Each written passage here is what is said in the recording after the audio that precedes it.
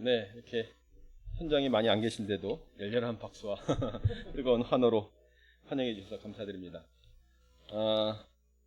참 안녕하세요라는 인사말이 정말 의미심장하게 들리는 시대인 것 같습니다. 제가 한 2달 전에 와서 처음 한번 강의를 하고 다음에 올 때는 좀 잠잠해지겠지 이런 기대감도 있었는데 더 심해져가지고 지금 그때보다 더 훨씬 적은 인원이 예배당에서 예배를 드리는 좀 안타까운 상황이 이어지고 있습니다. 아무튼 잘 극복해 돼야 된다고 생각하고요. 아무튼 이 코로나 시기 또는 그 이후에 교회가 선교적 교회로서 어떤 사명을 감당해야 될 것인가 이런 말씀을 좀 오늘 나눠보려고 합니다.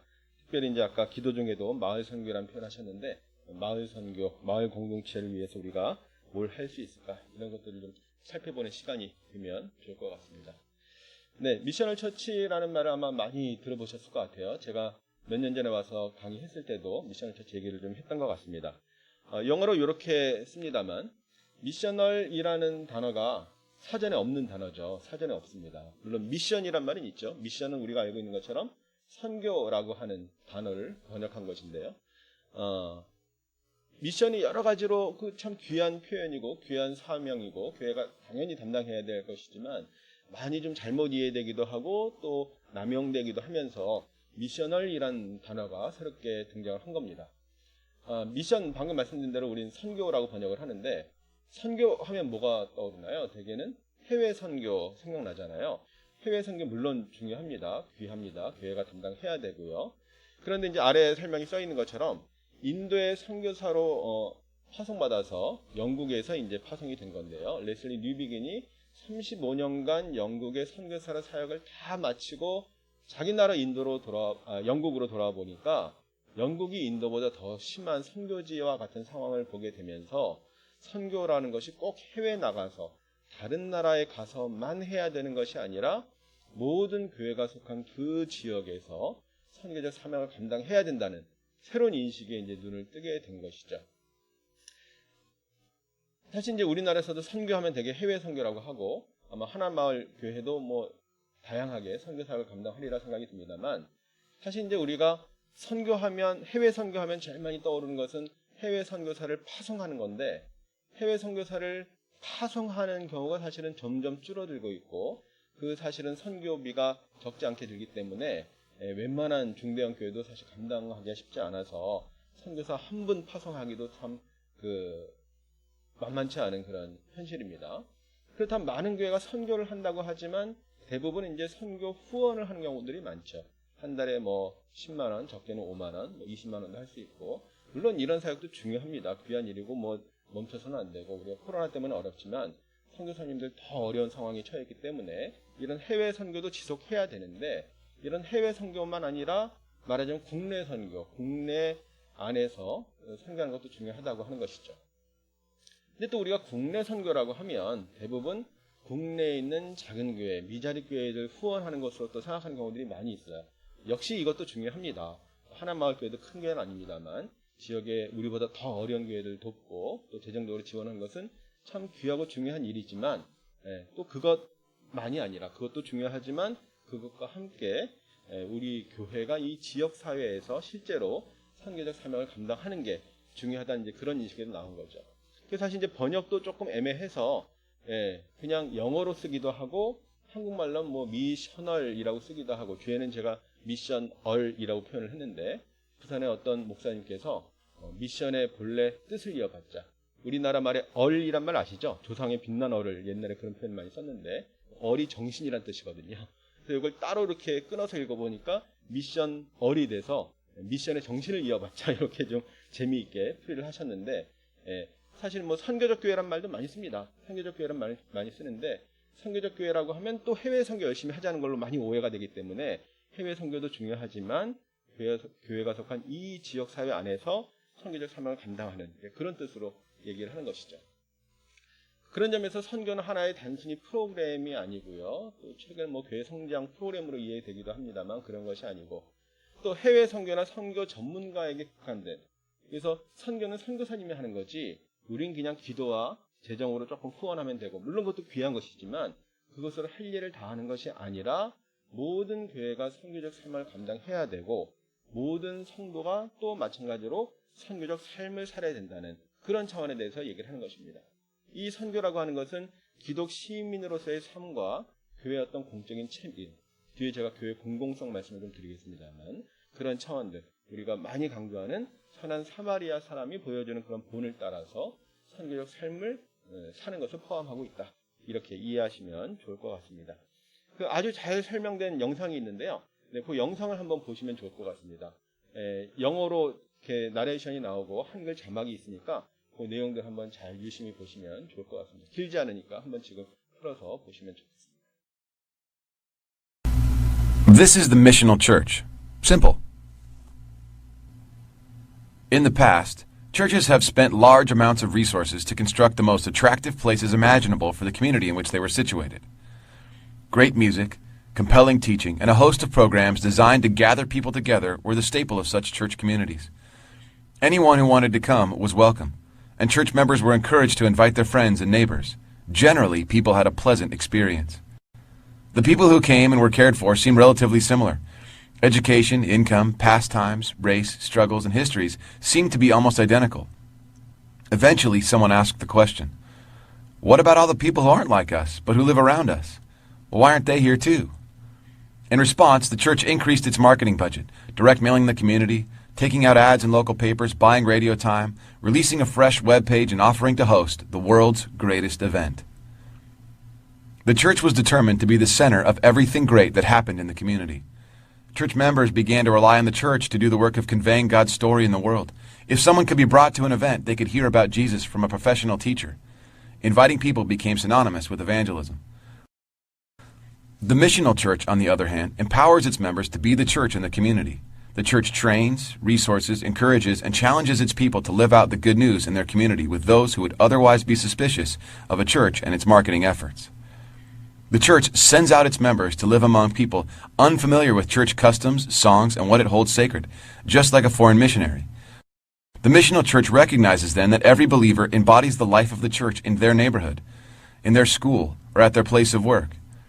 Each one of them telling God's story in the context of compassionate and genuine relationships.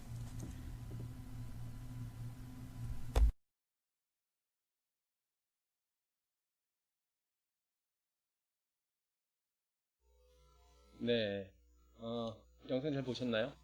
영상이 좀 방송으로만 송출이 되고 현장에서 좀 나오지 않아가지고 현장에 계신 분들이 이제 핸드폰으로 보셨는데요.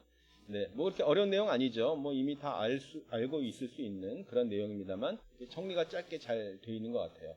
지난번에 제가 봤을 때 모이는 교회와 흩어지는 교회 그런 말씀을 드렸었는데요. 뭐 교회 안에서 많이 사용되고 있는 그런 표현입니다만 우리가 전통적으로 모이기를 힘쓰고 모이는 교회에 대한 그런 열정들이 많이 있었습니다만 이 선교적 교회에서 강조하는 것은 흩어지는 교회라는 측면으로 우리가 볼 수도 있겠습니다. 많은 프로그램들을 교회가 수행을 하고 교회 안으로 사람들을 모으는 데 주력을 해왔지만 이제는 모든 삶의 영역에서 신앙을 실천하는 그것이 뭐 일상생활의 영역이 됐든 직장이 됐든 학교가 됐든 이웃과의 관계에서 신앙을 실천하는 게 얼마나 중요한가. 그래서 우리가 주일날 이 예배를 통해서 우리가 재충전을 받고 결단을 한 다음에 우리의 각각의 삶의 영역으로 파송되어서 우리가 이 삶의 선교사와 같이 파송되어서 그 사명을 감당하는 것. 이것이 이제 선교적 교회에서 강조하는 핵심이라고 볼 수 있을 것 같습니다. 여기 이제 교회의 공공성이라고 하는 것들이 아주 밀접하게 연결되어 있기 때문에 한번 이 내용을 검토하면 좋을 것 같습니다. 아시는 것처럼 우리 선교 초기에 교회가 들어왔을 때 이 공공의 공간이죠. 이게 사적인 공간이 아니죠. 사사롭게 우리가 모이는 것이 아니라 공적으로 모여 있고 또 이 안에서 우리가 신앙생활을 할 뿐만 아니라 다양한 뭐 회의도 하고 토론을 하고 우리가 이 사명을 어떻게 감당해야 되는지 논의들을 많이 하죠.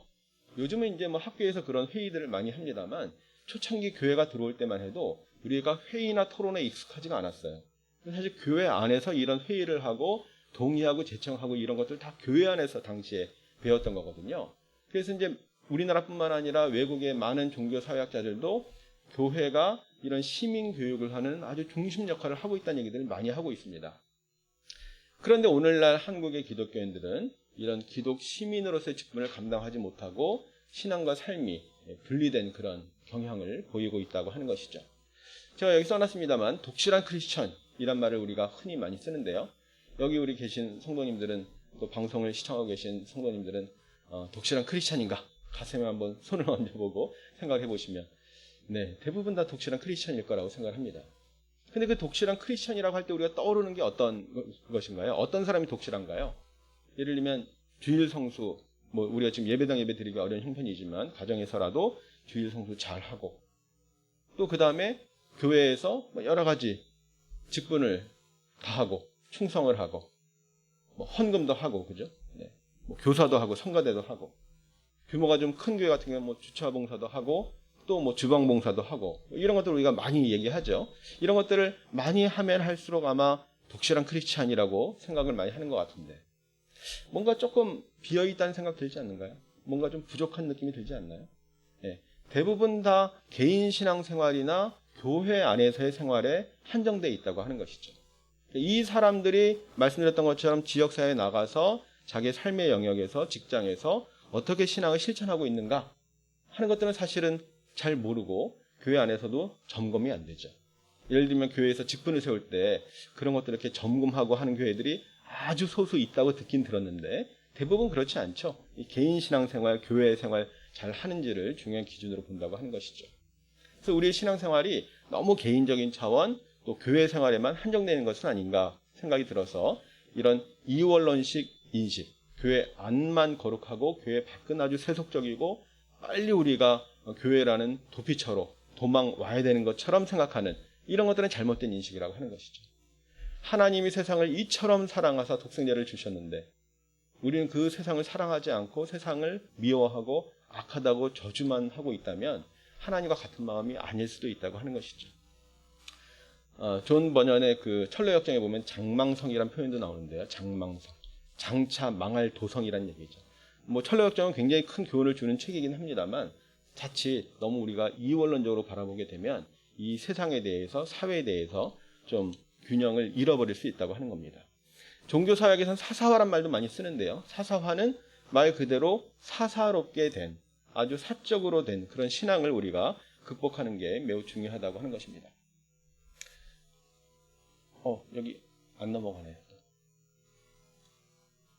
화면을 한번 그림을 보면서 조금 말씀을 드리겠습니다.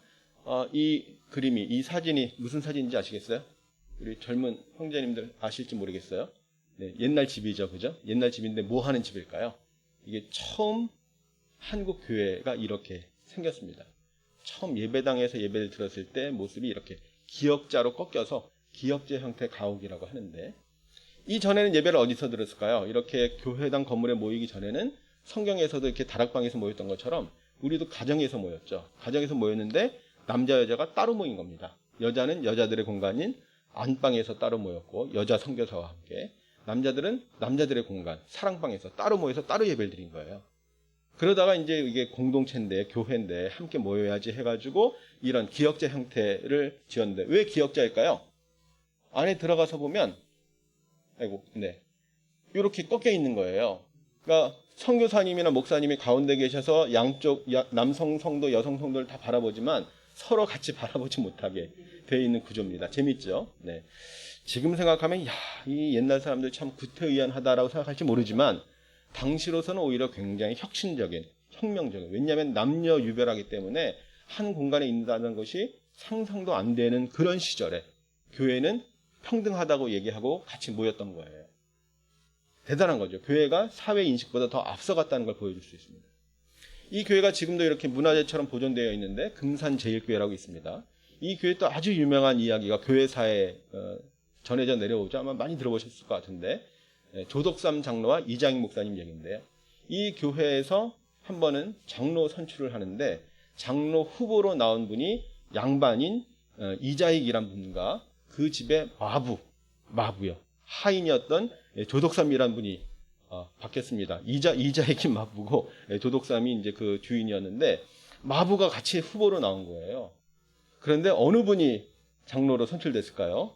양반이었다면 이게 뭐 역사에 크게 남을 이야기가 안 되겠죠. 마부가 장로로 선출이 된 거예요. 어째 이런 일이.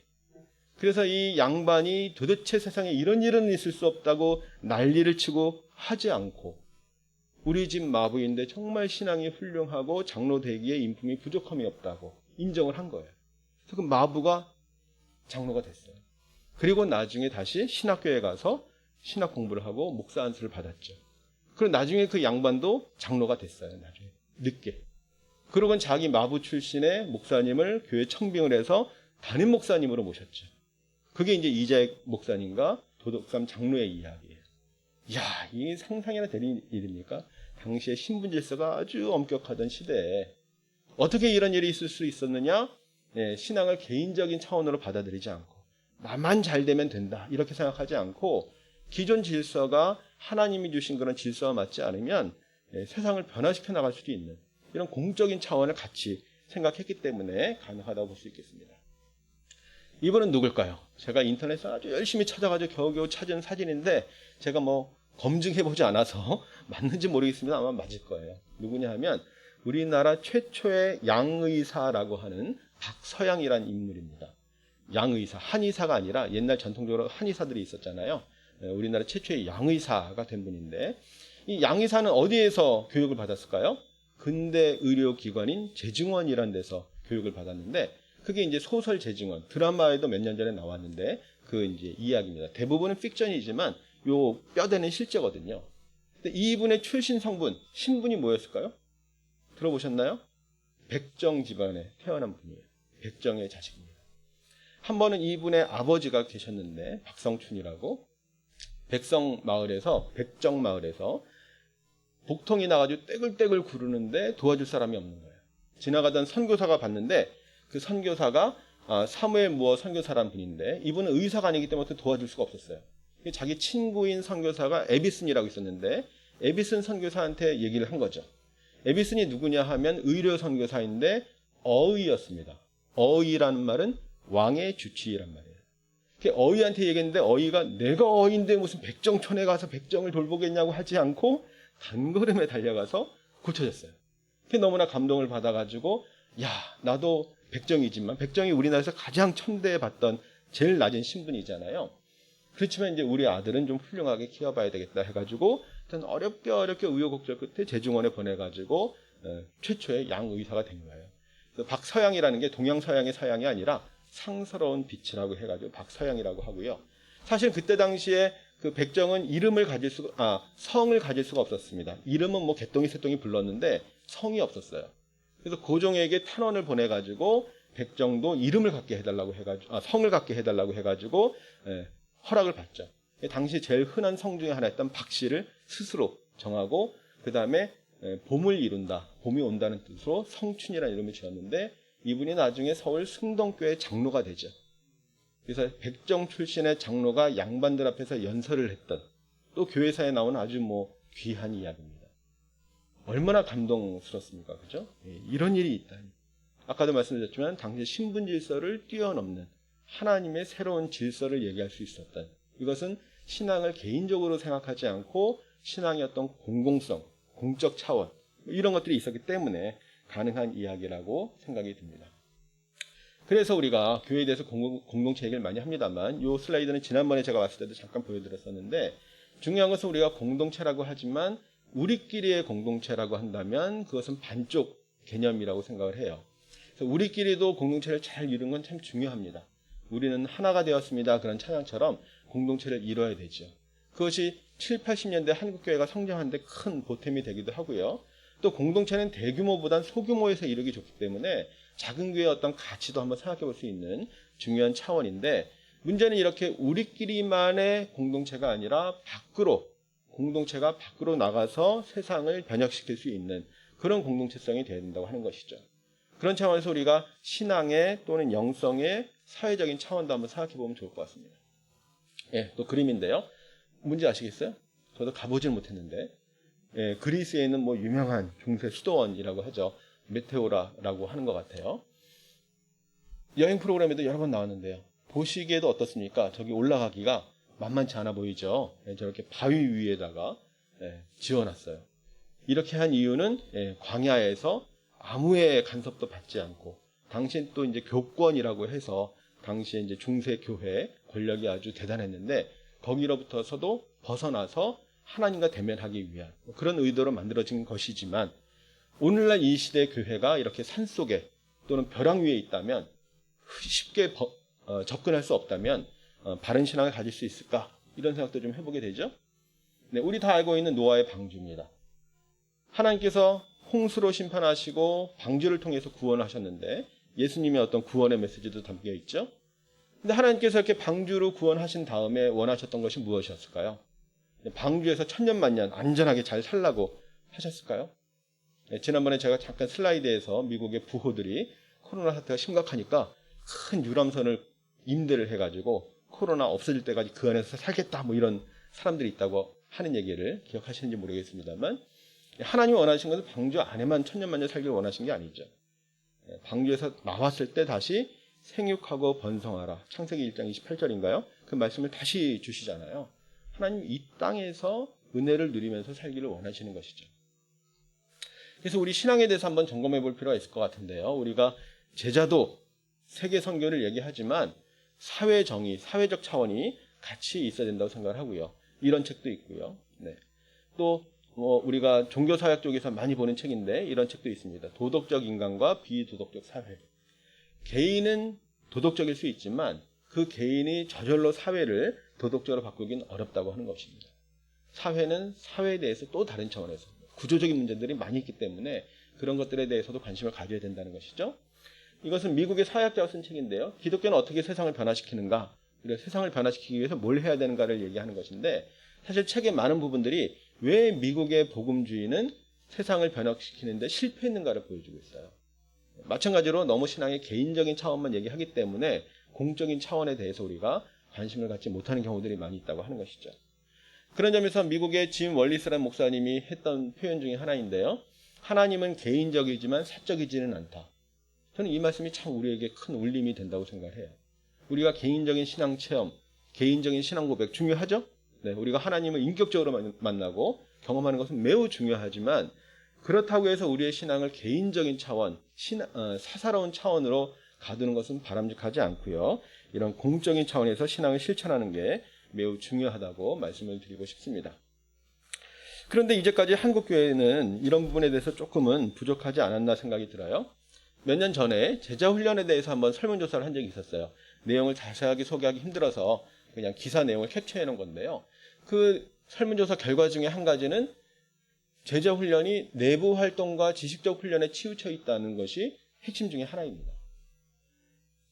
제자훈련의 목적이 무엇일까요? 제자훈련하는 다양한 단체들이 있고 교회들이 있기 때문에 한마디로 뭐 이렇게 얘기하기 쉽진 않지만 어쨌든 그 제자훈련이라고 하는 것은 그리스도의 제자가 되어서 제자의 삶을 살도록 하는 것이겠죠. 근데 그 제자의 삶이라고 하는 게 단순히 교회 내부 활동, 내부 활동이라고 쓴 것은 이제 여기 교회도 조사했고 선교단체도 조사했기 때문에 둘 다 포함해서 하는 말인데 교회나 선교단체나 할 것 없이 다 내부 활동, 자기 단체 일꾼 세우는데 급급하고 거기서 끝나고 있다는 거예요. 물론 그것도 필요하죠. 내부 일꾼 만드는 건 중요합니다. 그러나 제자도라고 하는 것이 교회 내부, 선교단체 내부에서만 활동하고 거기에만 충성하면 다 되는 것이 아니라 말씀드렸던 것처럼 자기 삶의 영역에서 신앙을 실천하고 제자의 삶을 사는 게 중요한데 그런 데까지 나가지 못하고 있다고 하는 것이죠. 그런 점에서 우리의 신앙생활을 한번 점검할 필요가 있다고 생각이 듭니다. 그래서 이런 것들을 우리가 실천할 수 있는 좋은 방법 중에 하나로 요즘 많이 얘기되고 있는 지역 공동체 운동, 마을 공동체 운동을 얘기를 하는 것이죠. 여기 이제 우리가 마을 선교라고 하는 것이 접목될 수 있다고 생각이 드는데요. 잘 아신 것처럼 지금 우리 사회는 공동체라고 하는 게 거의 무너지고 있고요. 대표적인 보기 중에 하나가 자살 문제가 심각하다든지 우리나라 자살이 OECD 국가 중에 최고라는 거 잘 아시죠? 네. 재작년인가에 한번 잠깐 2위로 내려온 적이 있었는데 우리나라 자살률이 줄어든 게 아니라 어떤 나라가 제가 갑자기 그 나라 이름이 생각이 안 나는데 어떤 나라가 갑자기 OECD 가입을 했는데 그 나라가 우리나라보다 자살률이 높았어요. 그래서 이제 이 나라가 원래 OECD 아니었으니까 열외로 있다가 갑자기 이제 순위권으로 등장하면서 1위로 떠올랐는데 작년에 결국 우리나라가 다시 앞질러서 1위가 됐습니다. 그만큼 우리나라 자살률이 굉장히 높은 수준을 유지하고 있고요. 자살을 왜 할까요? 뭐 여러 가지 다양한 이유 때문에 어떤 극도의 절망감에 빠져서 자살을 하게 되는 것인데 자살은 어떤 자존감이라든지 사회적인 고립 단절과도 상관관계가 있습니다. 주변에 정말 자기가 어려웠을 때 마음 터놓고 얘기할 수 있는 상대가 있다면, 친구가 있다면 자살할 가능성은 많이 줄어들게 되죠. 주변에 나와 사회적인 관계를 갖고 있는 사람들이 많이 있다면 자살의 위험성은 많이 떨어진다고 볼 수 있는데 우리나라는 그렇게 공동체적인 환경이 아니기 때문에 자살 문제가 심각하고요. 마찬가지로 요즘 많이 이슈가 되는 것 중에 하나가 고독사 문제 잘 아시죠? 고독사. 예, 사람들이 외롭게 혼자 살다가 스스로 죽음을 맞이하는데 죽은 이후에도 시신이 한 달, 두 달, 심지어는 뭐 수개월 지나서 발견되는 일도 요즘 뉴스에 나오기도 하잖아요. 그 고독사로 많이 돌아가시는 연령대가 몇 살일까요? 되게 독거노인 생각하고 노인분들이라고 생각 많이 하잖아요. 그렇지 않습니다. 50대가 가장 많습니다. 제가 50대인데요. 아주 고위험군에 속합니다. 네. 50대 혼자 사는 요즘에 이제 이슈가 좀 줄어들었습니다만, 뭐, 기러기 아빠라든지, 그죠? 혼자 살고 있잖아요. 이런 분들이 정서적으로도 굉장히 취약하다는 거예요. 전혀 공동체적이지 않은 환경에서 그냥 생존 경쟁 속에서 고립되어서 단절되어서 살고 있는 사람들은 굉장히 위험하다는 겁니다. 뭐 이런 것들에 대한 우리가 문제의식을 가지고 뭔가 이전의 전통적인 공동체는 아니지만 새로운 공동체가 필요하다 이런 얘기를 하는 것이고요. 또 우리 자본주의에 대한 반성도 들어있습니다. 우리 그냥 돈 많이 벌어서 잘 먹고 잘 살면 된다는 이런 인식들이 많이 퍼져 있어서 그냥 약육강식, 돈 많은 사람들이 돈 잘 벌고 그렇지 못한 사람들이 알아서 살아야 되는 뭐 이런 것이 아니라 뭔가 좀 서로 도우면서 살 수 있는 그런 자본주의는 불가능한 건가? 이런 고민들도 하게 되는 것이죠. 그래서 단순히 경제 발전이나 개발이 아니라 삶을 공동체화하면서 뭔가 공동의 노력으로 사회를 바꿔나가는 그런 차원에서 이제 마을 공동체, 영어로 커뮤니티 빌딩이라고 합니다만 커뮤니티 빌딩이 그냥 공동체를 만든다는 얘기죠. 우리가 신앙 공동체를 만들듯이 이 지역사회 안에 마을에도 공동체를 만드는 그런 노력들이 필요하다고 얘기를 하는 것입니다. 이런 것을 교회가 이제까지 뭐 전혀 안 했던 것은 아니에요. 교회가 이제까지 사회복지 사업, 뭐 사회봉사 굉장히 많이 해왔죠. 우리나라에서 사회복지관을 가지고 있는 종교단체 중에 개신교가 압도적으로 많습니다. 몇 퍼센트 많은 게 아니고요. 2배, 3배 많이 있어요. 천주교나 불교보다 훨씬 많습니다. 그럼에도 불구하고 우리가 조사를 해보면 교회에 대해서 하는 말은 여전히 교회가 봉사나 구제를 좀 잘하면 좋겠다는 얘기를 많이 하고 있는데 왜 그런 얘기가 나올까요? 일부 목사님들은 가끔 이렇게 대화를 해보면 성경 말씀에 오른손이 하는 일을 왼손이 모르게 하라고 해서 정말 그렇게 했더니 아무도 모르더라. 뭐 이런 얘기들을 많이 하세요. 우리가 사실은 많이 하고 있는데 우리 사회에서 잘 모른다는 거예요. 또 우리가 생각할 때 우리나라 종교 중에 이런 구제나 봉사를 제일 잘하는 종교는 천주교라고 많이 떠오르거든요. 근데 숫자로 보면 사실은 개신교가 훨씬 많이 하고 있어요. 헌혈 뭐 이런 참여도 그렇고요. 장기기증 뭐 이런 것들도 물론 이제 서약이 있지만 개신교가 압도적으로 많습니다. 그렇게 양적으로는 많이 하고 있는데 잘 하느냐는 또 좀 다른 문제죠. 그죠? 우리가 많이 하고 열심히 하는 것도 중요하지만 잘해야 되잖아요. 이런 면에서 인정받지 못하는 경우들이 많이 있습니다. 복지관 운영하는 데 가서 들어보면 이제 제일 많이 하는 얘기 중에 하나가 그 복지관을 교회에서 운영하게 되면 그 직원들이 다 그 교회에 출석을 해야 되는 그런 것들을 강요하는 경우들이 되게 많다는 거예요. 그래서 어떤 교회가 운영하는 복지관에 가서 얘기를 들어보니까 우리는 그런 거 강요하지 않습니다. 라고 아주 자랑스럽게 얘기를 해요. 그걸 강요할 수 있나요? 요즘 코로나 때문에 예배를 막 못 드리는 상황이 되니까 종교의 자유 얘기 많이 하는데 그것도 사실은 종교의 자유, 신앙의 자유라는 측면에서 물론 그래도 교회 안 다니고 종교가 없는 사람에게 좀 전도를 한다든지 이런 것들은 뭐 의미 있다고 생각할 수 있지만 그게 아니라 이미 다른 교회 출석하고 있는데도 운영 주체가 바뀌면 그 교회로 옮겨야 되는 것을 강조하는 경우들이 많다는 거예요. 뿐만 아니라 지역아동센터도 교회에서 운영하는 데가 제일 많습니다. 교회에서 많이 하고 있어요. 귀한 일이에요. 정말 필요한 일이에요. 옛날에 왜 공부방 야학하고 그러던 게 제도화된 게 지역아동센터거든요. 필요하죠. 문제는 여기서 또 뭐 여러 가지 좀 잡음이 끊이질 않고 현장에서는 이제 제발 교회가 그만하면 좋겠다는 얘기를 할 정도로 진정성 인정받지 못하고 있습니다. 그 이유 중에 하나가 너무 지나치게 이걸 전도의 수단 차원으로 하기 때문에 오해하지 마십시오. 전도해야죠. 전도는 그리스도인의 사명입니다. 우리가 언제든지 전도를 열심히 해야 될 사명이 있는 것이지만 문제는 이런 지역 섬김이라고 얘기하는 사회복지나 사회봉사를 전도의 수단으로 삼았을 때 불필요한 오해나 부작용이 생긴다고 하는 겁니다. 우리 길거리에서도 뭐 이렇게 전도 많이 그동안 해왔잖아요. 코로나 때문에 지금은 어렵지만 뭐 더운 여름에 냉차, 아이스 커피 이렇게 대접하기도 하고요. 겨울에 뭐 단팥죽 같은 거 이렇게 대접하기도 하고 그런 하는 교회들이 있잖아요. 그죠?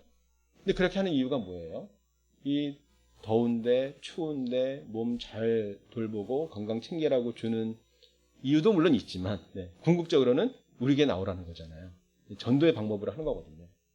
이걸 우리만 알면 좋은데 우리만 알면 기독교인이 참 착한 사람이네, 좋은 사람들이네, 선행으로 선의로 받아들이고 교회로 오면 좋은데 그 속을 다 아는 거예요, 이제 사람들이. 그러니까 결국 교회 나오라고 주는 거잖아요. 나 이거 안 받고 교회 안 나갈랍니다. 막 집어 던지고 그런 경우들이 많아요. 그렇기 때문에 우리가 전략적으로, 방법적으로 좀 분리할 필요가 있다는 거예요. 전도는 또 다른 방식으로, 요즘 이제 관계 전도를 많이 강조합니다만, 또 다른 방식으로 전도를 하되, 이런 지역 섬김이라고 얘기하는 마을 공동체 활동이나 이런 것들은 좀 우리가 분리해서 할 필요가 있다. 그 다음에 도덕적인 우월감에서 시혜를 베풀듯이 하는 경우들이 많아요. 한마디로 불쌍하니까 도와주는 거예요. 동정심에서. 제가 오랫동안 그 세터민 사역을 했었는데, 우리 교회에서 몇 년 동안 했었는데요. 아주 힘든 사역입니다. 뭐 이 얘기만 해도 1시간 다 해야 되기 때문에 자세한 얘기는 생략하고, 이게 정말 진심으로 한다는 게 쉽질 않아요. 나중에 이 세터민 분들이 할래는 좀 제대로 하라고 이런 얘기 참 많이 합니다. 우린 제대로 하려고 했던 것 같은데 그분들 생각에는 이제 기대에 못 미치고, 말하자면 그런 표현을 하는 거예요. 그러니까 결국 세터민들을 위해서 한 게 아니라 자기 의의를 위해서 한 거 아니냐. 하나님의 의의를 위해서, 뭐 말은 그렇게 표현하지 않았지만 이제 우리식으로 해석을 하면 결국 자기 의의를 위해서 한 거 아니냐. 본인들한테 별로 도움이 되지 않았다. 이런 얘기들도 많이 해요. 그러니까 예수님은 정말 가난한 사람들, 소외된 사람들의 친구가 돼주시고 그들과 함께 먹고 그랬는데 우리는 그렇게까지는 잘 못하는 것 같아요. 그러냐면 단순히 시혜적으로 하는 것은 바람직하지 않다고 하는 것이죠. 공동체라고 하는 것은 누가 더 우월하고 누가 더 주가 되고 종이 되고 이런 관계가 아니라 함께 공동체를 만들어가는 게 중요합니다. 그런 점에서 우리가 봉사를 할 테니 봉사 받으세요. 섬길 테니 섬김 받으세요. 이것이 아니고 함께 봉사하고 함께 섬기면서 공동체를 만들어 나가는 이런 게 중요하다는 것이죠. 지난번에 제가 이거 보여드렸던 거 생각나시죠?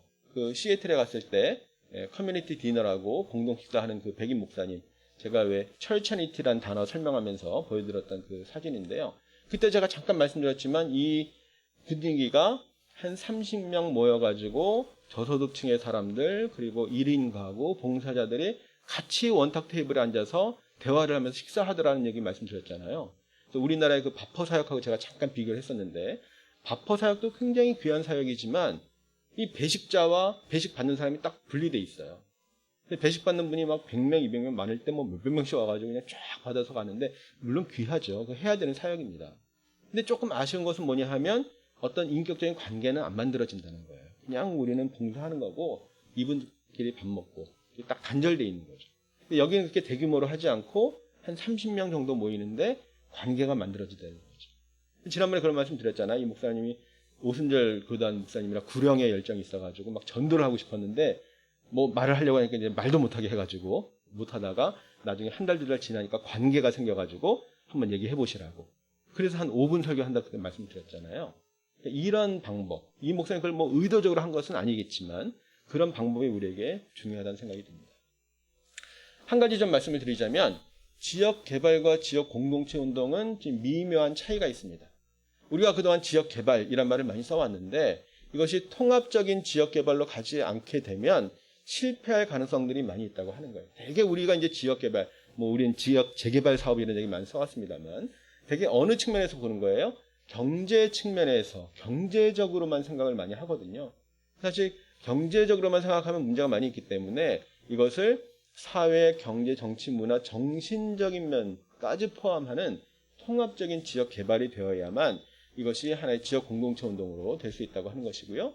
그래서 요즘에 지속 가능한 발전이란 말을 많이 씁니다. 많이 들어보셨죠? 이거 환경 문제 관련해서 쓰는 표현인데요. 우리가 계속 인류 사회가 발전하고 성장해야 되지만 지금처럼 여러 가지 무분별한 개발 때문에 환경이 오염되고 파괴되고 지금 코로나까지도 생기는 문제들이 있는 것이죠.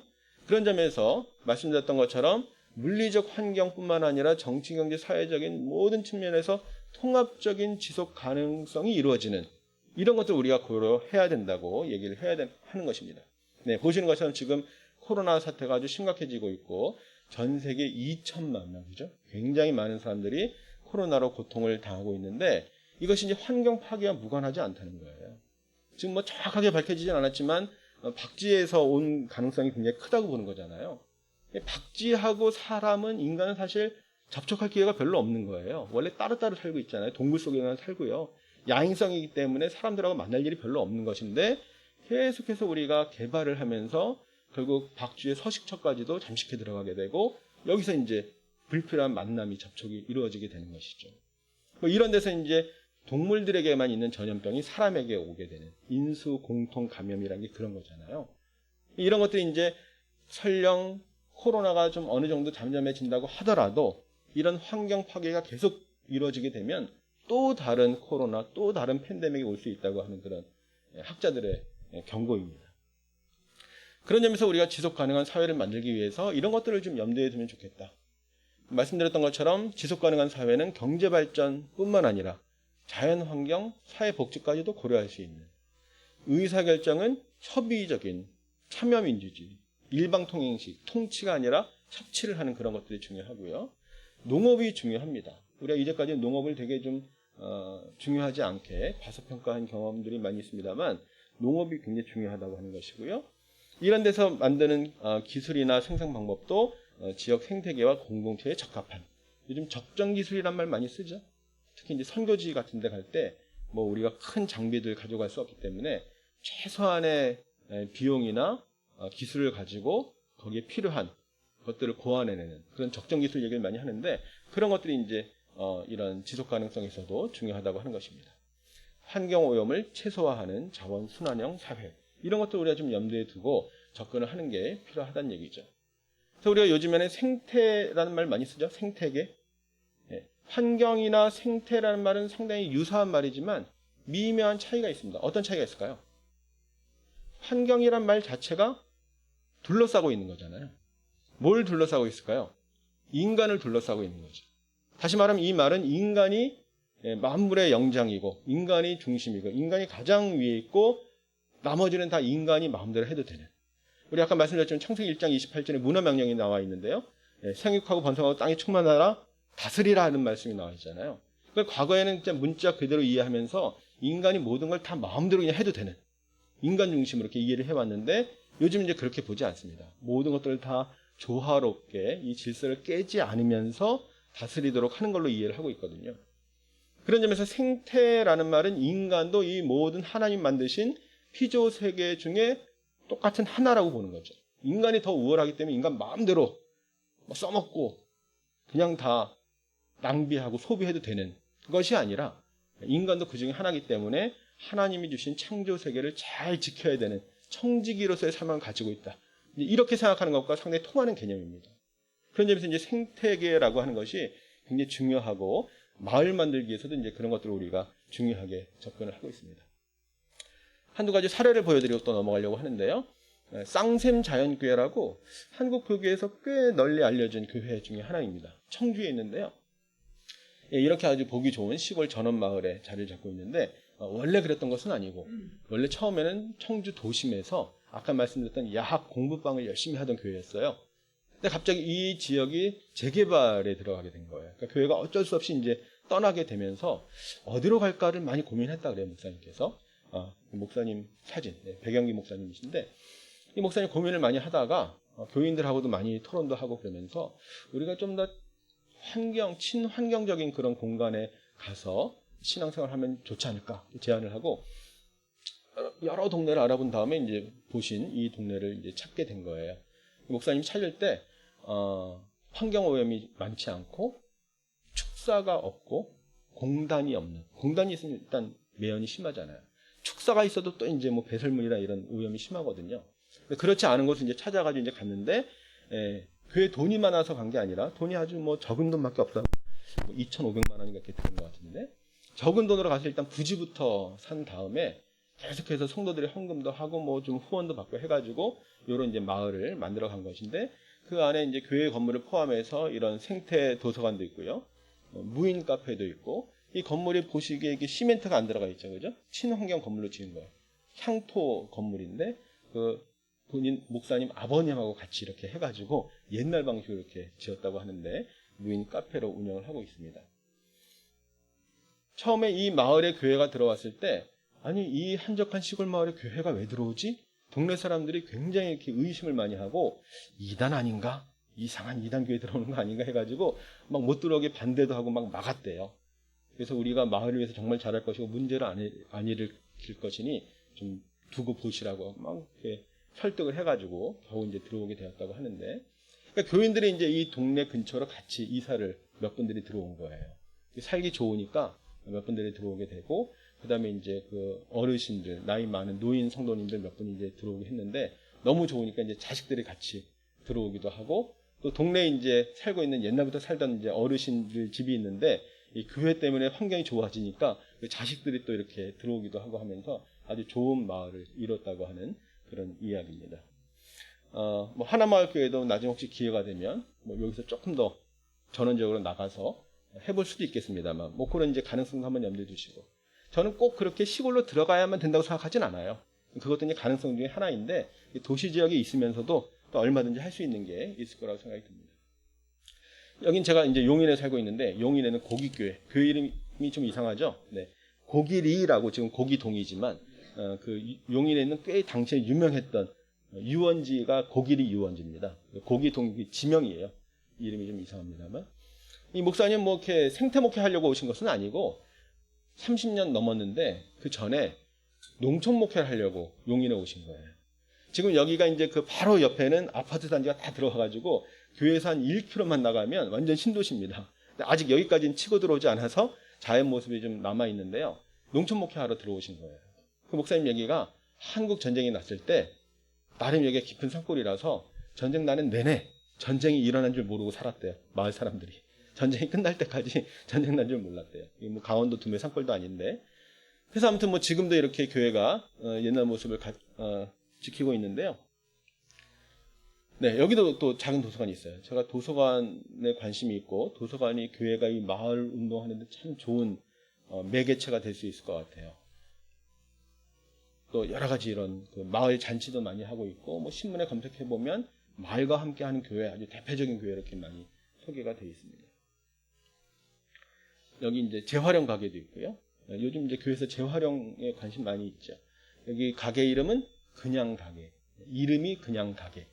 동네 사람들 아무나 그냥 와서 둘러보고 필요하면 이렇게 싸게 구입해 가기도 하고 재활용할 수 있는 그런 가게고요. 재미있는 것은 이 교회 안에 목공소가 있어요. 요즘 목사님들 중에 목공 배우시는 분들이 꽤 많이 있습니다. 얼마 전에도 제가 이제 지방에서 강의하느라고 순천에 갔었는데, 우리 학교 졸업한 동문 목사님인데 그 목사님도 목공을 배우셨더라고요. 근데 이 목사님하고 제가 이제 말씀을 들어봤는데, 이 목사님 원래 목공에 관심이 있어서 했다기보다는 앞으로 사회가 목공이 꽤 주목받을 것이다 라는 생각을 했대요. 그래서 이제 그 GDP가 뭐 2만 불, 3만 불 넘어가게 되면 사람들이 목공에 관심을 가질 것이다라고 해가지고 일부러 배우신 거예요. 그래서 이제 동네 주민들하고 목공으로 얘기도 나누고 뭐 기술도 가르쳐주고 목공실을 운영하고 있습니다. 그 세월호 사태가 일어났을 때는 그 안산에 있는 목사님하고 같이 이제 협력을 해가지고 세월호 유족들을 대상으로 해서 목공을 가르쳐주기도 하고, 목공이 굉장히 긴 시간 동안 집중해야 되기 때문에 이런 좀 마음의 상처 같은 것들을 좀 잊어버리고 전념할 수 있도록 도와주고, 열심히 하면 이제 그 뭐 하나 결과물이 나오잖아요. 제가 순천에 가서도 그 목사님이 준 십자가를 하나 받아왔는데 아주 정교하게 잘 만든 십자가를 하나 선물로 주셨어요. 그리고 만들면 또 보람이 있잖아요. 그죠? 그래서 목공이 최근에 그 동네방네 공방들이 많이 생기고 있는데 많이 각광을 받는 업종 중에 하나입니다. 그래서 이 목사님이 아까 보셨던 것처럼 이 친자연적인 환경 속에서 뭐 프로그램도 많이 운영하지 않고 그냥 자연 속에서 아이들과 또 어른들과 같이 이렇게 신앙생활을 하고 있는데, 재밌는 게 요즘 성도가 많이 늘어서 걱정이래요. 용인의 그 시골 마을에서 목회를 하고 있는데 젊은 부부들이 많이 교회를 찾아오고, 그 중에 보니까 요즘 대형 교회들이 좀 문제들이 많아서 대형 교회 실망한 사람들이 일부러 작은 교회에 찾아와가지고 교인들이 늘어서, 사실 이 교회 본당에는 의자도 없고 그냥 털퍼덕 앉아 예배드리는 환경인데 지금 예배당을 증축을 해야 되나, 한 번도 교회당 건축을 생각도 안 해봤던 분인데 그런 고민을 하고 있다는 말씀도 제가 드린 적이 있습니다. 요건 이제 녹색교회라고 해가지고 교회들 중에 이런 친환경적인 노력을 많이 하는 그런 교회들을 선정해서 녹색교회란 타이틀을 주는데, 인터넷 검색하면 다 나옵니다. 녹색교회에 대해서 어떻게 진행을 하고 교육을 하고 또 선교도 하고 조직을 어떻게 운영하는지 뭐 그것들을 이제 간단하게 소개를 하고 있으니까 한번 참고해 보시면 좋을 것 같고, 그 목사님 가지고 계신 그 세상을 사는 그리스도인 그 교재의 그 환경 문제 쪽에 나와 있습니다. 마찬가지로 기운실이라는 단체에서 자발적 불편 운동도 하잖아요. 우리가 항상 편리하고 그냥 몸 편하게 사는 것을 좋아하는데 자발적으로 불편을 감수하는 뭐 이런 운동들을 하고 있거든요. 뭐 다 아시는 거지만 뭐 엘리베이터를 가능하면 이용 안 한다든지, 자가용 운행하지 않고 대중교통을 운행한다든지, 뭐 이런 여러 가지 것들에 대해서 소개를 하고 있습니다. 뭐 음식물 남기지 않는 것도 중요하고요. 제가 전에 어떤 교회 갔더니 한번 말씀드렸던가요? 교회 갔더니 음식물 남기지 않도록 하기 위해서 여러 가지로 애를 쓰는데, 장로님 한 분이 식사가 끝나면 잔반 처리하는데 이렇게 서 계시다가 교인들이 남겨온 잔반을 다 잡수셨대요. 장로님 한번 그렇게 하실 수 있을지 모르겠습니다만, 네, 제가 이렇게 찾아가는 교회마다 장로님께 도전을 드리거든요. 그랬더니 그다음부터 잔반이 없어지더래요. 딱 먹을 만큼만 받아가지고 남기지 않고 다 먹고 하니까 그다음부터 교회 잔반이 없어졌대요. 잔반 많이 남기는 것도 좀 문제잖아요, 그죠? 꼭 장로님 하시란 말씀은 아니지만 그런 노력도 좀 필요하고, 그 다음에 또 이제 예를 들면 교회에서 주보를 재생용지로 한번 쓴다든지 이런 것들도 이제 우리가 경각심을 위해서 좋은 방법일 것 같아요. 재생용지가 싸진 않습니다. 경우에 따라서는 신종이보다 더 비싸요. 왜냐하면 헌종이 이렇게 가공해야 되기 때문에 더 비싸기도 해요. 싸기 때문에 사용하는 게 아니라 환경 문제에 어떤 관심, 우리 교회는 이만큼 환경 문제에 관심이 있습니다라는 걸 보여주기 위해서 재생용지를 만들어 보는 거죠. 그 주보에다가 이 주보는 재생용지로 만들었습니다 이렇게 쓰면 성도들도 이렇게 좀 도전받을 수 있잖아요. 뭐 그런 여러 가지 방식들을 우리가 한번 생각해 보면서 교회가 할 수 있는 것들을 나누시면 좋을 것 같습니다. 그래서 이제 요즘에 마을 만들기라는 얘기들을 많이 하고 있습니다. 시간상 이제 길게 하지 않으려고 하는데요. 주민자치운동으로 마을을 바꿔나가는 그런 노력이고요. 눈에 보이는 마을과 눈에 보이지 않는 마을이 있는데, 눈에 보이는 이런 물리적인 마을뿐만 아니라 그 마을에 살고 있는 사람들의 생각을 바꾸는, 그러면서 마을 만들기는 사람 만들기라는 말을 많이 하고 있고요. 이런 것들이 아까 말씀드렸던 것처럼 기독교 정신으로 하는데 의미가 있다고 생각이 듭니다. 네, 요즘 이제 코로나 때문에 마을 공동체의 그 참여가 중요하게 얘기들이 많이 되고 있습니다. 이건 뭐 교회와 직접 관계 있는 것은 아니고 기존의 마을 공동체들이 코로나 극복을 위해서 뭘 하고 있는지 이런 것들을 보여주는 건데 참고하시면 좋을 것 같습니다. 그래서 이제 우리가 마을에 대해서 얘기할 때 이런 질문들을 한번 던져보는 거죠. 어떤 마을에 살고 싶으세요? 지금 살고 있는 마을이 마음에 드세요? 좀 어떤 변화가 필요할까요? 어떤 마을을 만들어 볼까요? 우리 마을 사람들의 꿈은 무엇일까요? 이런 것들 한번 생각하면서 우리 마을을 어떻게 변화시켜 나갈까를 한번 같이 꿈을 꾸는 거죠. 제일 중요한 질문이 마지막입니다. 스스로 주민이라고 생각하세요? 주민이죠. 주민등록등본 다 가지고 있잖아요. 주민등록증이 있잖아요. 그렇다고 다 주민이 아니라는 거예요. 왜냐하면 주민의식이 없는 사람들이 많이 있기 때문에. 스스로 주민이라고 생각하는지. 사실 목사님들께도 중요한 질문이에요. 나는 목회자지 나는 주민은 아니야. 이런 분들이 많이 있기 때문에 사실 목사님들도 주민이지. 교회는 어떻습니까? 교회는 우리가 다 신학적으로 개교회는 지역교회라고 말하지만 요즘 지역성이 많이 사라지고 있는 것 같아요. 전에도 잠깐 제가 말씀드렸지만 하나 마을교회 이름부터가 저는 굉장히 의미심장하다고 생각하는데 요즘 마을에 대한 지역에 대한 관심들이 많이 없습니다. 그래서 지역 이름을 정하지 않고 그냥 아주 산뜻한 이름으로 요즘에 그 코로나 때문에 나오는 교회 이름들 보면 뭐 교회 이름이 다양하더라고요. 그죠? 되새김교회 뭐 이런 교회도 있어요. 소도 아닌데 뭘 되새기는지 잘 모르겠습니다만 물론 하나님의 말씀을 되새긴다는 뜻이겠죠. 근데 아무튼 뭐 요즘 다양한 새로운 이름들이 많이 있습니다만 옛날에 교회는 다 지역 이름이었거든요. 상암동이면 뭐 상암교회, 상암제일교회, 상암중앙교회 이런 식으로 지역 이름이 많이 있었는데 요즘에 이제 그런 지역 이름도 사라지게 되고 교회가 점점 지역에 대한 관심을 잃어버리는 것 같아서 좀 안타깝습니다. 교회 역시도 다양한 지역사회 구성원 중 하나라는 그런 생각들이 좀 필요한 것 같아요. 요거는 제가 책에서 간단하게 이렇게 좀 그림으로 도식화해서 표현한 건데요. 운동 주체를 보시면 주민과 행정과 지역 교회가 있습니다. 근데 우리가 항상 교회에서 생각할 때는 교회 중심으로 교회가 주도하고 교회가 선도하는 걸 생각하는데 물론 그런 생각도 필요하지만 요즘 지금 코로나 시대도 교회가 참 비난을 많이 받고 있잖아요. 교회가 뭘 선도한다는 게 지금 시대에는 아까 제가 뭐 백정 출신의 뭐 의사도 얘기하고 그랬습니다만 100년 전에는 참 의미가 있었는데 100년 전에는 교회 다닌다고 하면 다 인정했거든요. 이렇게 뭐 말싸움 하다가도 이 사람 교회 다니는 사람이야 하면 그냥 끝나는 거예요. 이 사람 아주 정직하고 신뢰할 수 있는 사람이란 뜻이었어요. 그때는. 근데 지금은 이 사람 교회 다니는 사람이라면 아이고 더 안 믿을 것 같아요. 그렇죠? 네, 좀 안타깝게 코로나 사태 때문에 저 교회 못 다니겠어요. 이런 사람들이 참 많이 나오고 있다는 얘기도 들립니다. 안타까운데요. 네. 그래서 중요한 것이 교회가 뭐 앞장서고 선도하고 이런 것보다도 교회가 그냥 보조만 잘 맞춰가도 저는 의미 있다고 생각하는데요. 제1주체는 사람입니다. 주민. 주민이 이 지역 공동체 운동을 하는 거예요. 뭐 우리 성도님들은 그렇지 않을 텐데 가끔 목사님들에게 말씀을 드리면 오해를 많이 하세요. 주민이 제1주체라고? 그럼 교회가 이런 걸 왜 해야 되죠? 이런 말씀들을 많이 하세요. 심지어는 뭐 죽 써서 개 주는 거 아니에요? 이런 표현 쓰시는 분도 계세요. 그런데 아까 말씀드렸잖아요. 주민이 누구예요? 우리도 주민이에요. 목사님도 주민이세요. 그러니까 그것은 뭐 남들 해주자고 하는 얘기가 아니라 우리가 기독교인들끼리만 하는 게 아니라 동네 주민들과 함께 다 같이 기독교인이나 비기독교인이나 같이 하는 것이고요. 때로는 행정의 도움을 받을 수도 있고요. 다양한 지역단체, NGO들이 참여할 수 있죠. 그 중에 하나로 교회가 같이 들어간다고 생각하시면 좋을 것 같아요. 뭐 이런 이제 방법을 통해서 다양한 것들을 할 수 있기 때문에 참고를 하시면 좋을 것 같고요. 가장 기본적으로 이제 이런 생각 해볼 수 있을 것 같습니다. 우리 지역이 정말로 필요로 하는 게 무엇인가? 저는 이 말씀을 드릴 때마다 이제 뒤에 몇 가지 사례도 말씀드리겠지만 거창하고 대단한 거 생각하시지 마시고요. 아까 말씀드렸지만 지속 가능성이라고 하는 게 지속 가능한 발전, 아주 거창하게 쓰는 표현이기도 하지만 어떤 조그만 사역 하나라도 이 지속 가능한 건지 아니면 하다가 말 건지 일회적으로 할 건지 그런 판단하는 데도 되게 중요합니다. 그래서 우리가 작아 보이지만 좀 사소해 보일지 모르지만 지속적으로 할 수 있는 거, 1년, 2년 할 수 있는 거 그런 사역을 찾아보는 게 중요하다고 생각을 하거든요. 그렇다면 우리 마을에서 정말 필요로 하는 것은 무엇인가? 가장 기본적으로는 우리가 할 수 있고 지역사회도 원하는 그런 것들을 이제 잘 찾아봐야 되겠죠.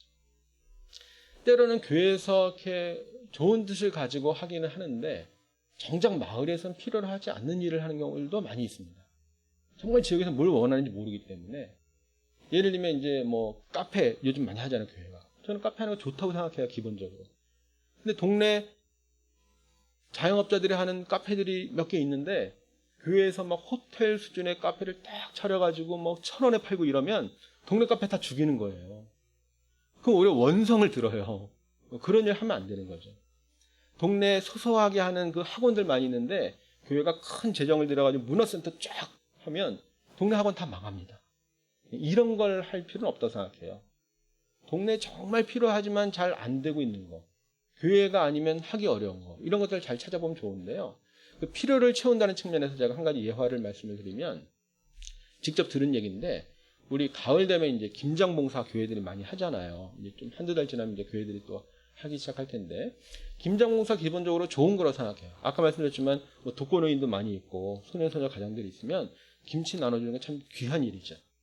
근데 어떤 목사님이 복지 관장을 하고 계셨는데 교회에서 하는 거 말고 일반 복지관에서 관장을 하고 계셨는데 어떤 할머니 혼자 사는 할머니를 찾아가서 이렇게 말 상대도 해드리고 안부를 묻고 이렇게 나오려고 하는데 붙잡더래요.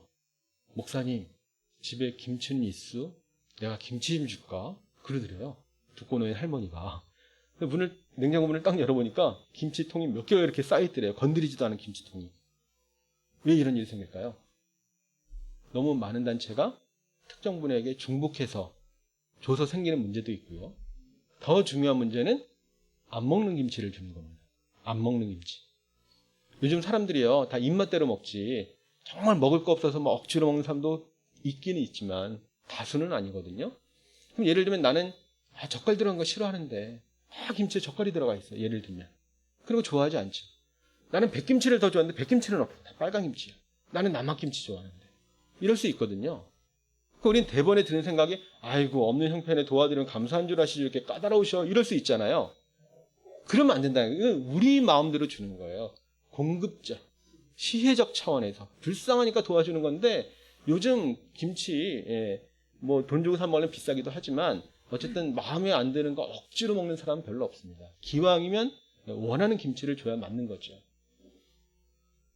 근데 그렇게 하려고 하면 쉽진 않잖아요. 우리 교회에서 김치 만들 때 어떻게 해요? 김장할 때. 교인들 막 모여가지고 쫙 장판 깔아놓고 장갑 끼고 막 버무리잖아요. 이렇게 뭐 몇백 포기 같이 하고 막 그러잖아요. 근데 이런 방식으로 사실 그 필요를 채워줄 수가 없어요. 왜냐하면 김치를 다양하게 해야 되기 때문에. 근데 그 목사님의 방법까지도 알려주시는데 우리 성도들도 사실은 김치 다양하게 먹거든요. 똑같은 김치 먹지 않거든요. 그러면 자기 먹는 김치 할 때 젓갈 들어간 거 할 때 몇 포기 더 하고 젓갈 안 들어간 거 먹는 가정에서도 몇 개 더 하고 남막김치 먹는 집이 몇 개 더 하고 오이 소백이 좀 더 하고 하면 다양하게 줄 수 있거든요. 충분히 가능하잖아요. 근데 이거는 폼이 안 나요. 우리가 토요일날 날 정해 다 같이 모여가지고 다 빨간 장갑 끼고 사진도 찍고 쫙 배달을 해야 이게 폼이 나는데 그게 안 되거든요. 특히 큰 교회에서는. 그러니까 이제 이런 것들을 깊이 하는 거예요. 제가 심지어 어떤 신학교에서도 강의를 했는데 그 학생 중에 한 분이 사회복지사였어요. 제가 이 얘기했더니 교수님 그걸 어떻게 해요? 막 그러는 거예요. 그래서 아니 사회복지사는 못하겠지. 사회복지관은 못할 수 있어. 그렇죠. 교회는 해야죠. 교회가 그걸 생색내기로 하는 게 아니라면 교회는 정말 필요한 걸 채워줘야 의미가 있는 거지. 물론 정말 먹을 게 없는 분들에게 최소한의 복지를 하는 것도 의미는 있지만 교회는 좀 더 적정한 수준에서 이런 봉사를 하는 게 의미 있다고 생각합니다. 그러나 우리가 모든 걸 다 해야 되는 것은 아니고 목회적이고 신앙적인 판단이 필요하죠. 교회가 할 만하고 하는 것이 의미가 있고 특별히 하나님 나라를 지향하는 그런 사역이라고 볼 수 있는가. 지금 대형 교회들이 하는 것 중에 하나가 그 유명한 그 사교육 강사들 초청해가지고 교회 학교에 청소년부에서 수업을 가르치게 하는 일들을 많이 해왔다 그래요. 그거 해가지고 청소년부가 많이 부흥했다 그럽니다. 왜냐하면 그 교회 등록을 해야만 그걸 들을 수 있기 때문에 굉장히 그 부흥하는데 도움이 됐다 그래요. 과연 교회가 이런 방식을 취해야 될까? 고민들이 필요한 거죠. 네, 뭐 간단하게 말씀을 드리면 다양한 방법들이 있는데 그 중에 하나는 교회 공간을 공적으로 사용하는 겁니다. 우리가 교회마다 큰 교회나 작은 교회나 다 예배당이 있고 공간들이 있잖아요.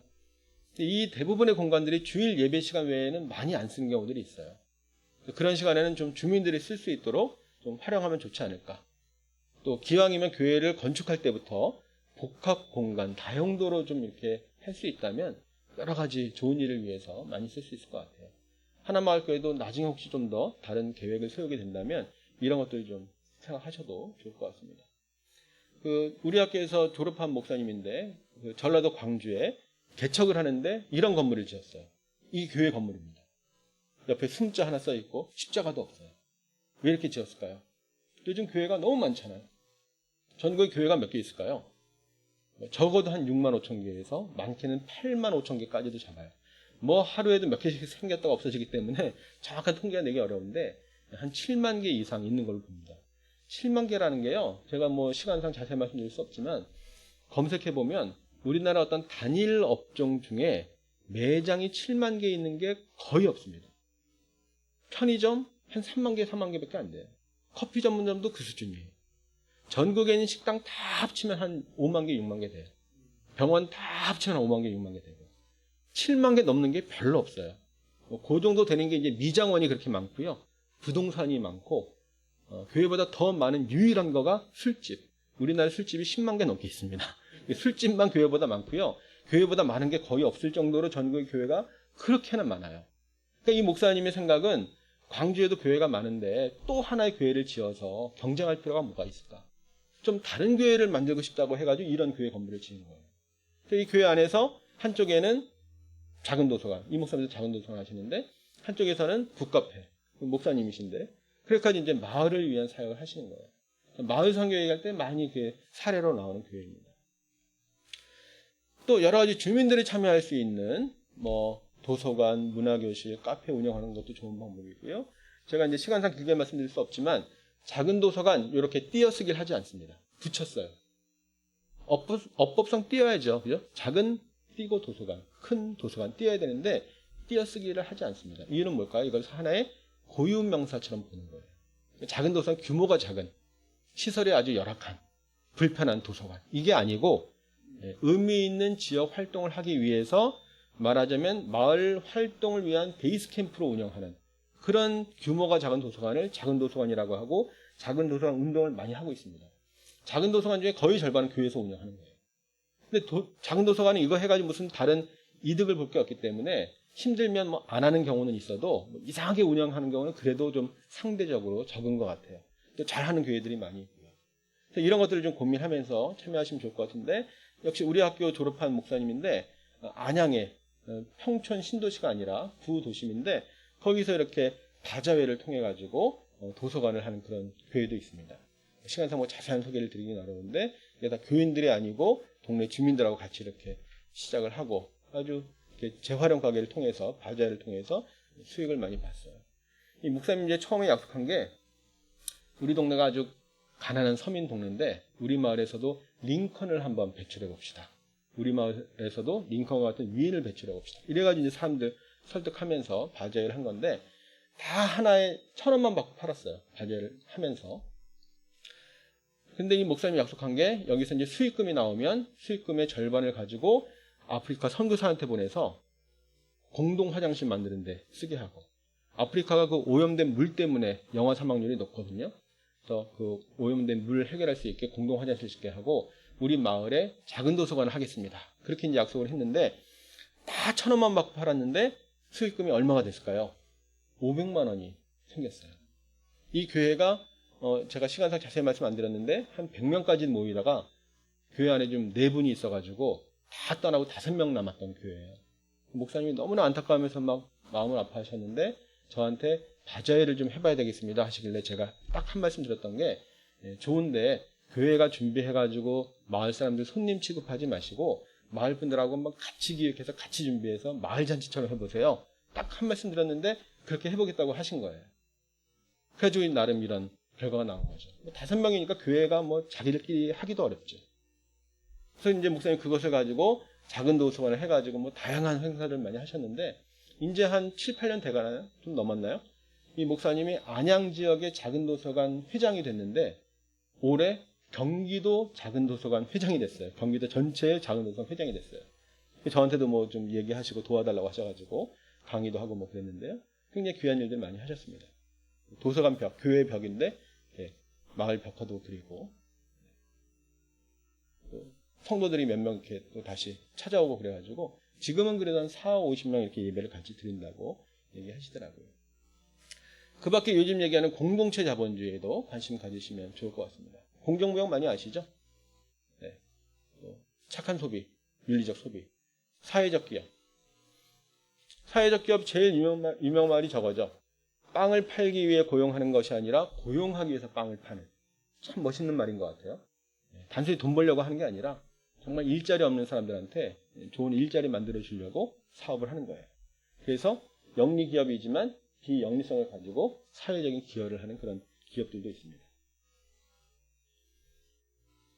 네. 그래서 우리가 선교를 아까도 말씀드렸습니다만 전문 직업 선교사가 하는 선교 영역이 있습니다만 그 밖에도 다양한 선교 영역이 있다는 거예요. 특히 요즘 이제 비즈니스 애즈 미션이라고 해가지고 줄여서 이제 BAM, 뭐 BAM이라고도 하는데요. 이런 다양한 선교적 차원이 있기 때문에 전문 직업 선교사가 아니라도 우리가 할 수 있는 영역들이 많이 있다고 하는 것이고 특별히 말씀드렸던 것처럼 비즈니스 선교라고 하는 게 요즘 많이 언급되고 있는 부분들입니다.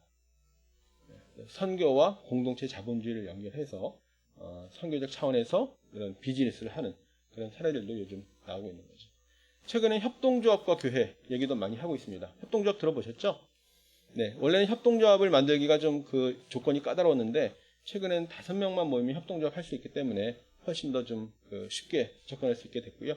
협동조합에도 여러 가지 하나님의 창조 질서에 대한 그런 고민들을 하면서 하나님의 원리에 따라서 하려고 하는 그런 노력들이 있습니다. 이런 책이 있으니까 나중에 혹시 관심 있으시면 참고로 보셔도 좋을 것 같습니다.